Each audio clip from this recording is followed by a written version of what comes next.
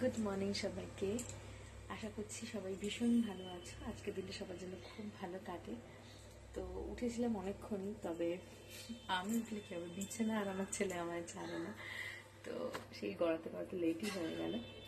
তো এদিকে চা বসিয়ে দিয়েছি।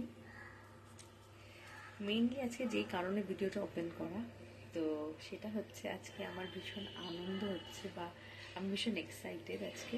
তার একটা কারণ হচ্ছে ভীষণ নর্মাল একটা কাজ, বাট আমি যেহেতু ফার্স্ট টাইম করছি, তো সেই জন্য খুব এক্সাইটেড। চলো বকবক না করে তোমাদের দেখাই।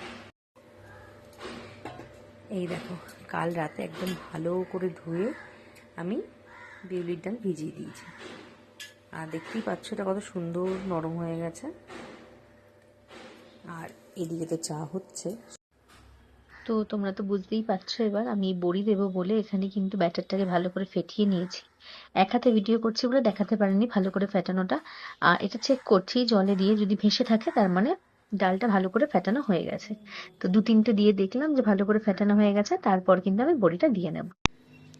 তো এখানে বসে পড়েছে, আগে ভগবানকে স্মরণ করে নিলাম, যেহেতু প্রথমবার করছি।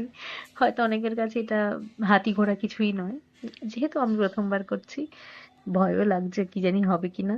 তো যাই হোক, ভগবানের নাম নিয়ে হয়ে গেছে, এবার খেয়ে দেখার পালা। তো তোমরা দেখতে পাচ্ছ আমি কত মন দিয়ে বড়ি দিচ্ছি এখানে। কারণ আমি কখনো বড়ি দেওয়া দেখিনি, যাই দেখেছি ইউটিউব থেকেই দেখেছি। আর আমাদের বাড়িতে তো নিয়ম ছিল না, কিন্তু আমার খুব ইচ্ছে করতো এরকম নতুন নতুন কাজ শিখতে, না আমার খুব ভালো লাগে, মানে তার একটা আগ্রহই আলাদা থাকে।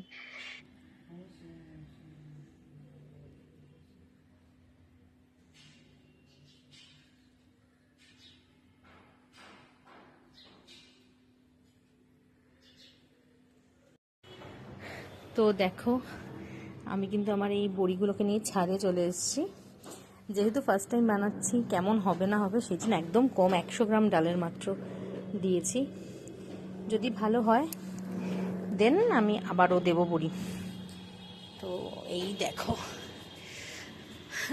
যারা খুব এক্সপার্ট তাদের হয়তো ভুলগুলো চোখে পড়ছে যে খুব একটা শেপ ভালো হয়নি, বাট ঠিক আছে, দিতে দিতে শিখে যাব। আমার বাপের বাড়িতে না এই বড়ি দেওয়ার কোনো নিয়ম ছিল না। তো আমার খুব ইচ্ছে করতো যে আমার মাসির বাড়িতে সবাই দিত, তো সেই বাড়িতে আশা আছে বড়ি দেওয়া, সেই জন্য আমি ভাবলাম যে আমি দিই তাহলে। অনেকটা এক্সাইটমেন্ট নিয়ে দিয়েছি, জানি না কেমন খেতে হবে। তো যাই হোক, ভালো হলে খুব ভালো লাগবে, আবারও বানাবো। আর আমার এরকম নতুনত্ব কিছু ট্রাই করতে ভীষণ ভালো লাগে। তো মাঝে মাঝে একটু নিজেকে সময় দেওয়া ভালো, মানে যেগুলো করলে মন ভালো থাকবে আমার মনে হয় সেরকম কাজ করা ভালো। তো এটা সেরকম একটা কাজ। তো কেমন হলো সেটা তো অবশ্যই তোমাদের সাথে শেয়ার করব। তো এখন চলো নিচে যাওয়া যাক।